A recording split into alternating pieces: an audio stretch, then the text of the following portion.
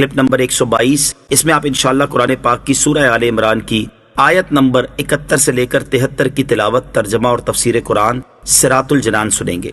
بسم اللہ الرحمن الرحیم. ترجمہ: اللہ کے نام سے شروع جو نہایت مہربان رحمت والا ہے.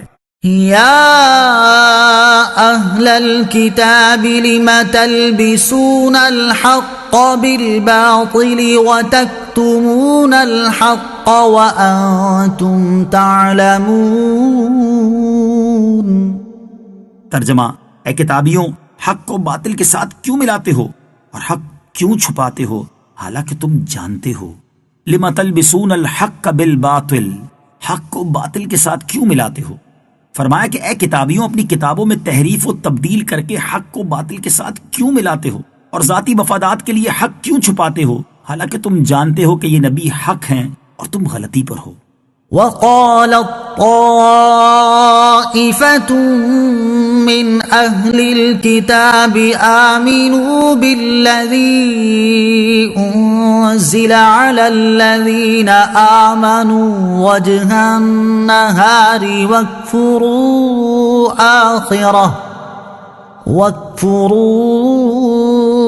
آخره لعلهم يرجعون.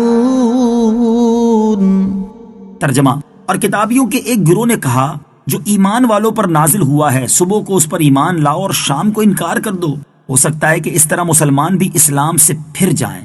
وقالت طائفة من اہل الکتاب، اور کتابیوں کے ایک گروہ نے کہا. یہودی اسلام کی مخالفت میں رات دن نئی نئی سازشیں کیا کرتے تھے. خیبر کے 12 یہودی علماء نے آپس میں مشورہ کر کے یہ سازش تیار کی کہ ان کی ایک جماعت صبح کے وقت اسلام لے آئے اور شام کو مرتد ہو جائے اور لوگوں سے کہے کہ ہم نے اپنی کتابوں میں جو دیکھا تو ثابت ہوا کہ محمد مصطفیٰ صلی اللہ تعالی علیہ وسلم وہ نبی نہیں ہیں جن کی ہماری کتابوں میں خبر ہے، تاکہ اس حرکت سے مسلمانوں کو اپنے دین میں شبہ پیدا ہو جائے اور یہ اپنے دین سے پھر جائیں. لیکن اللہ تعالیٰ نے یہ آیت نازل فرما کر ان کا یہ راز فاش کر دیا اور ان کا یہ مکر نہ چل سکا اور مسلمان پہلے سے خبردار ہو گئے. اس بات سے باخبر رہنا چاہیے کہ کافروں کی طرف سے سازشوں کا سلسلہ ہمیشہ جاری رہے گا. آج بھی ایسی سازشیں پکڑی جاتی ہیں کہ جھوٹی فلموں، جھوٹی رپورٹوں اور جھوٹی تصویروں کے ذریعے لوگوں کو اسلام سے متنفر کیا جاتا ہے. اس وقت کفار میڈیا کو اس مقصد کے لیے بطور خاص استعمال کر رہے ہیں.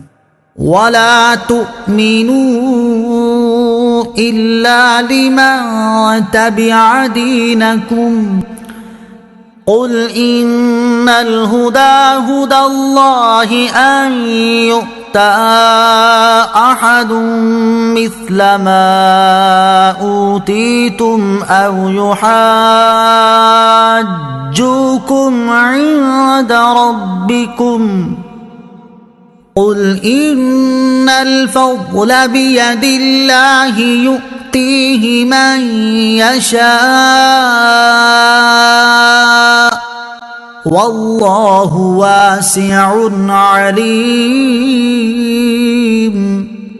ترجمہ: اور مزید آپس میں کہا کہ صرف اسی کا یقین کرو جو تمہارے دین کی پیروی کرنے والا ہو.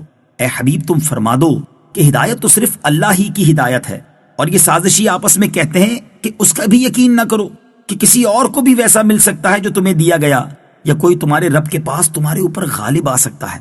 اے حبیب، تم فرما دو کہ فضل تو یقیناً اللہ ہی کے ہاتھ میں ہے، وہ جسے چاہتا ہے عطا فرما دیتا ہے، اور اللہ وسعت والا، علم والا ہے. وَلَا تُؤْمِنُوا إِلَّا لِمَن تَبِعَ دِينَكُمْ، اور صرف اسی کا یقین کرو جو تمہارے دین کی پیروی کرنے والا ہو.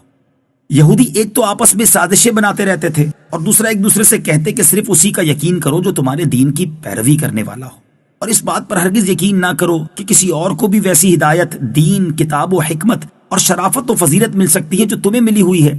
یہودیوں کے کہنے کا مقصد یہ تھا کہ نبوت صرف بنی اسرائیل کو ملی ہے، ان کے سوا کسی اور قبیلے کو نہیں ملی، اور چونکہ نبی کریم علیہ الصلوۃ والسلام بنی اسرائیل سے نہیں بلکہ بنی اسماعیل سے ہیں، لہٰذا یہ نبی نہیں ہیں. یہودی اس بہانے سے لوگوں کو اسلام سے روکتے تھے. یوں ہی ان کے علماء کا کہنا تھا کہ تم زبان سے اسلام کی حقانیت کا اقرار کر لینا مگر دل سے نہ کرنا. یہودیوں کے یہ دعوے سراسر جھوٹے تھے کہ نبوت ان کے علاوہ کسی اور کو نہیں مل سکتی، کیونکہ اس بات کا ذکر کسی آسمانی کتاب میں نہیں تھا. نیز اللہ تعالیٰ نے فرمایا، اے حبیب صلی اللہ تعالی علیہ وآلہ وسلم تم فرما دو کہ فضل تو یقیناً اللہ عز و جل ہی کے ہاتھ میں ہے، وہ جسے چاہتا ہے عطا فرما دیتا ہے، یعنی وہ جسے چاہتا ہے نبوت عطا فرماتا ہے۔ تو جس چیز میں اللہ تعالیٰ نے قید نہ لگائی، تم لگانے والے کون ہوتے ہو؟ نبوت میرا فضل ہے، جسے چاہوں عطا کروں، میں نے اس کو بنی اسرائیل کے لیے خاص نہ فرمایا۔ اس آیت سے یہ بھی معلوم ہوا کہ نبوت اعمال سے نہیں ملتی، یہ محض اللہ عز و جل کا فضل ہے۔